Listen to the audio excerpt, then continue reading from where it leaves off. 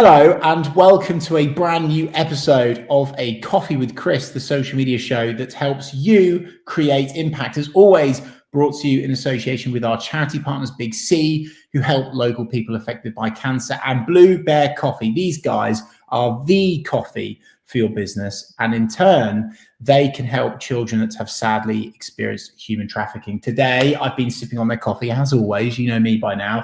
I'm into their Kenya blend at the moment. It is absolutely delicious. You can buy it online, or if you are Norwich, Norfolk based, you can pop into their Tombland store. Trust me, this coffee is delicious and you're doing good at the same time.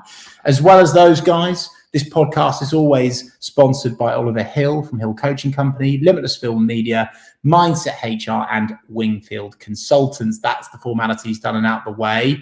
Welcome to the show today, Director of CIM Signs and Graphics, Mark Baker. CIM are a signs, graphics, and wide format print company based in Rackheath, Norwich. Mark, we always start the show with the why. You've been in the signage and graphics industry since 1995. That's 3 decades of experience. So I'm really keen to know from you, why does signage matter for your business?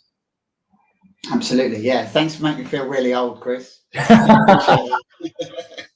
yeah, getting a bit long in the tooth now. But yeah, the why, we set up to make signage visible. We really wanted to make a difference. Anything that we put out there, we wanted to give people great value for money and stand out against their competition. So we wanted people to choose us because we would actually care and think a lot more about what they were putting out there and advise them. You know, at the end of the day, we're specialists in what we do, and therefore we're trying to make sure that when people are spending their money, they're spending it wisely and getting what they want from it. So branding is more important than ever, and I think people really care about what they look like now.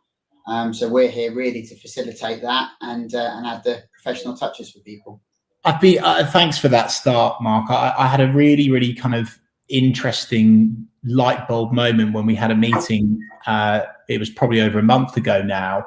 And I thought, and I'm not mentioning certain politicians here, we would never go into politics, but I thought, bloomin' heck, let's make signage great again, right? Because I feel like, and people will be surprised I'm saying this, because of course what we do with social media is all online, right? And I feel like people have forgotten the sheer impact and power of in real life marketing, signage. I think it's an incredibly impactful thing. So I'm pleased that you've really highlighted the why there, Mark. Ultimately, you do what we do, but in the real world, you help people stand out. And that's a big part of the conversation today. And I wanted to now go into the starting steps, Mark, if you don't mind. So for a business that's perhaps not taking their signage seriously, you probably come across a few of those.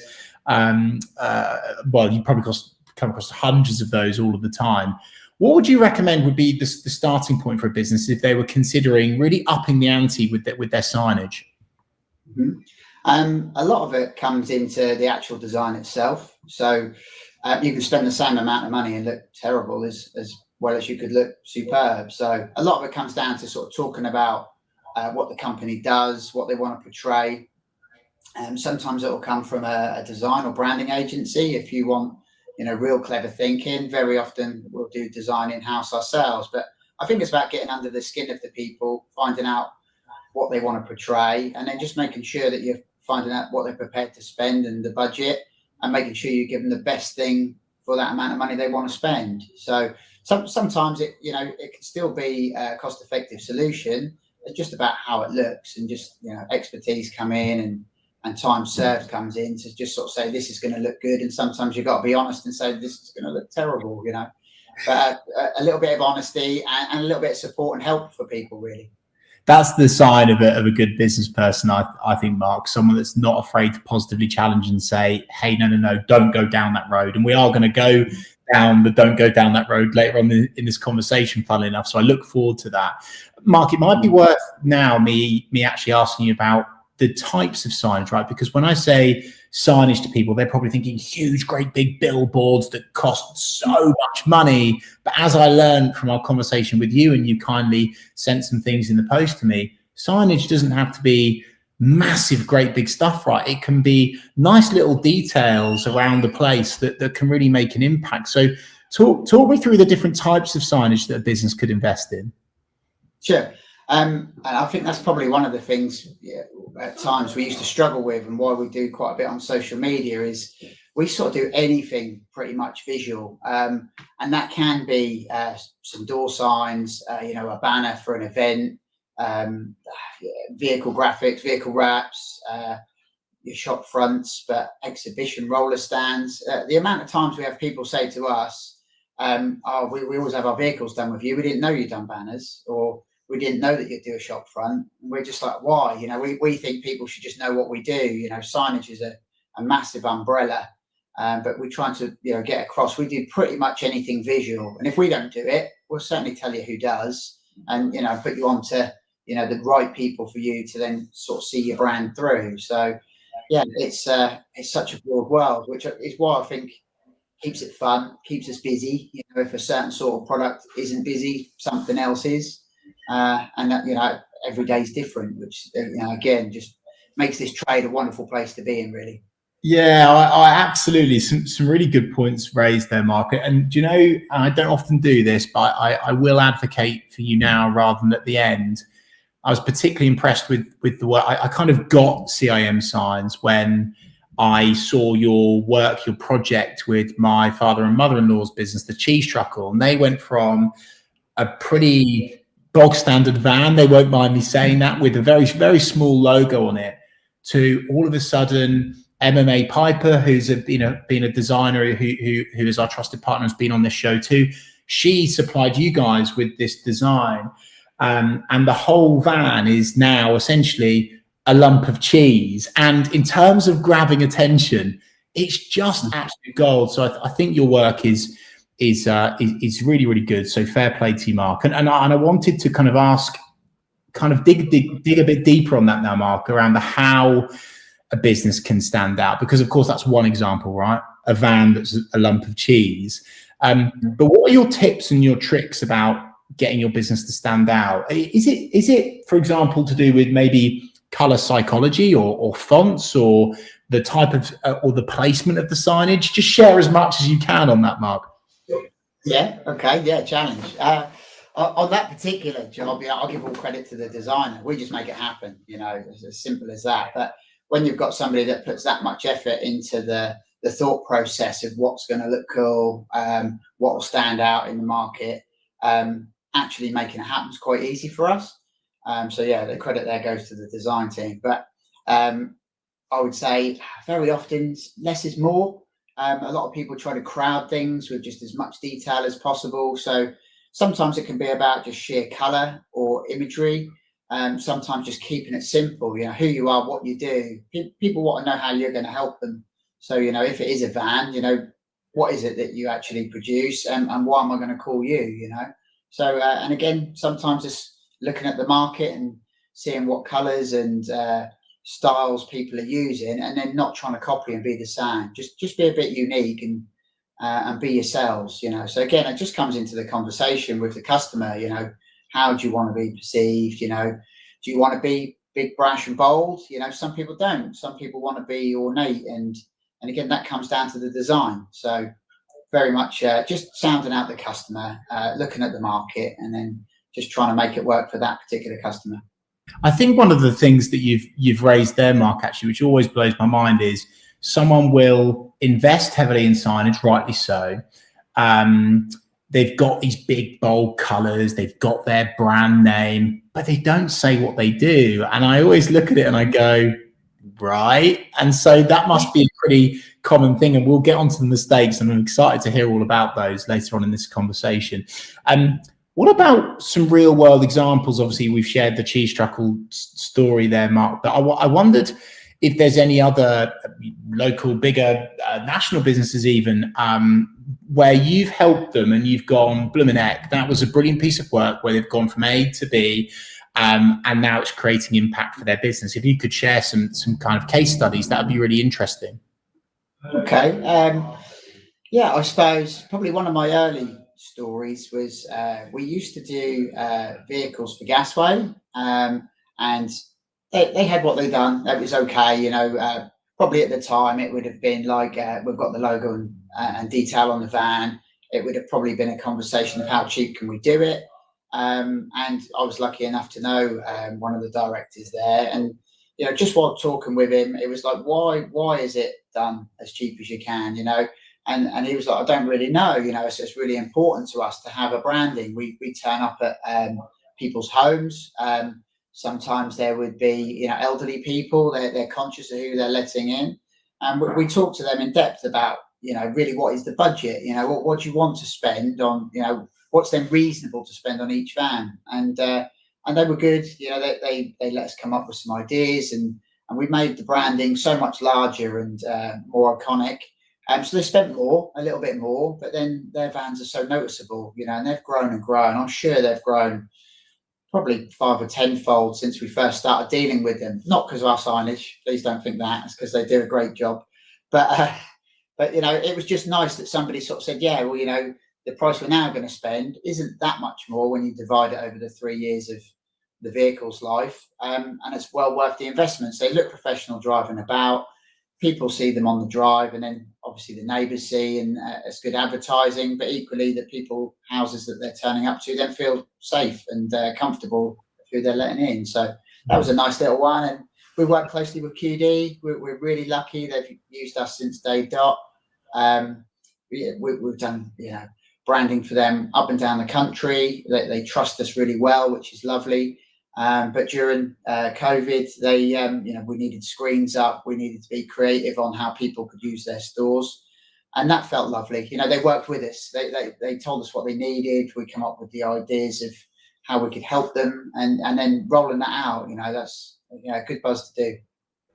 So from the past and present, Mark, I'd love to go to the future now. I'm really interested to get your take on your ever evolving industry, really, and really kind of from sustainable materials to digital integration. What are the trends you're most excited about right now? Do you think, for example, eco-conscious and sustainable signage will become the new standard for business?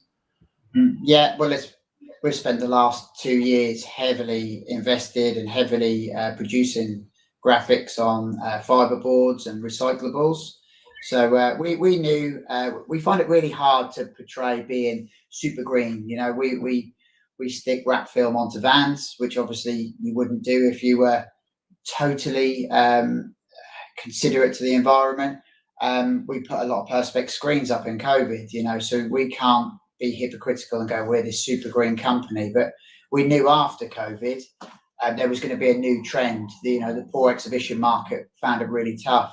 And when it came back, people were going to do it and do it differently.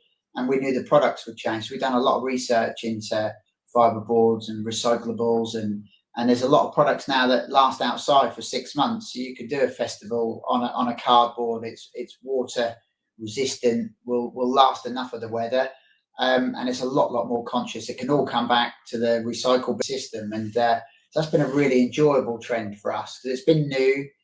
We've invested in the machinery to produce and cut these kind of materials, and then it's nice showing people new stuff. You know, people are very conscious about what they're producing, and more customers now ask, you know, is there an alternative? You know, so we've replaced a lot of PVC products for you know, better sustainable items. Yeah, it's been good.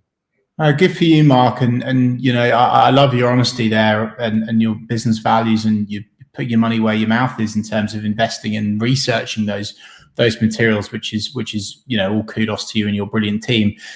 Mark, we've already touched upon it a few times. I'm gonna probably unleash a beast here.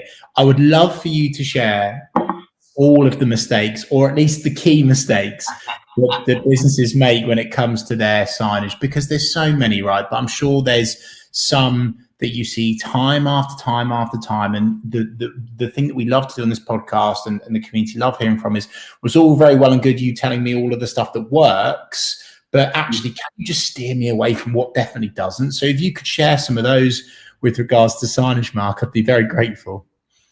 Yeah, okay.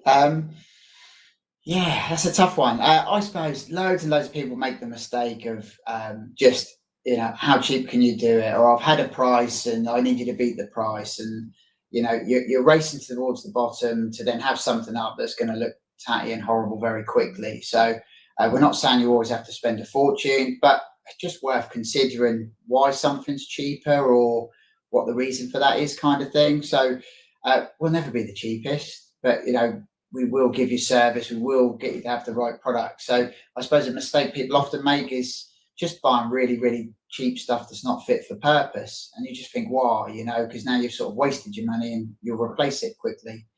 Apart from that, what do people do? That's hard for me to critique, really. Do you think? I would love to get your take on the look, maybe, Mark. Again, I know this is more design, but I'm sure you've seen some stuff over the years where you've gone, that's never going to get attention. That's not going to stand out in that area. That area is a really bad place for signage. Is there something that you could share on that, maybe? Again, I think sometimes people will create something at home and think it looks okay on the screen and then hope that it'll be good enough in practice, and it's terrible. But again, I think we're brave and bold enough now to just sort of say, like, you know, thanks for your idea, but here's your idea, here's one from our designers. You know, you can take your pick. Sometimes you can't steer people, you know, they've got it in their mind, that's what they want. But we will just try to be honest and try to give an option. But yeah, you see some horror stories and you see some stuff that's blatantly bought online by, you know, some of the cheap online companies, and you see it going about and you think you're not doing yourself any justice at all. So yeah, maybe just spend a little bit more time with the designers and thinking about it. And if you have got the budget and you're a bigger company, use an agency. You know, those guys are the clever thinkers. You know, I think of myself as a bit of a failed designer, really, hence ending up in the sign trade. But I still love it and I appreciate what they do. So if you've got the time and the money, invest with an agency to come up with the brand, and then people like us then make it happen and bring it to fruition. Mark, this might be a perfect opportunity to finish with a bit of a plug, really, because of course this is what you guys do, right? You've got your in-house design team. They can access amazing knowledge and wisdom from yourself in terms of the consultancy around their signage. So where can people do business with you? How can they find CIM Signs? Okay, well, I'm quite active on LinkedIn, so find myself on LinkedIn, as is the business. We're on Instagram, but, you know, just contact us. You know, if people want to come and have a look around the facility and the offices, you know, we really encourage people to come in, have a look around. The amount of people that walk the production unit and then see different things we're doing. So if you want to come and see us, you know, book an appointment, come and have a look around, and we'll show you, you know, warts and all.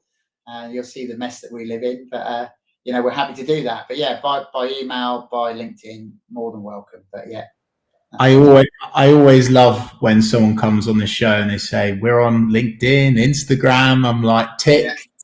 Good.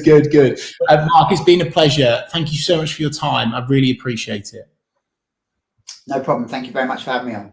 And thank you so much to everyone that's watching live, watching back, listening back. If you've enjoyed this discussion with Mark, hey, why not ask him a question? Get it in the comment section on LinkedIn, Instagram, Facebook, beyond.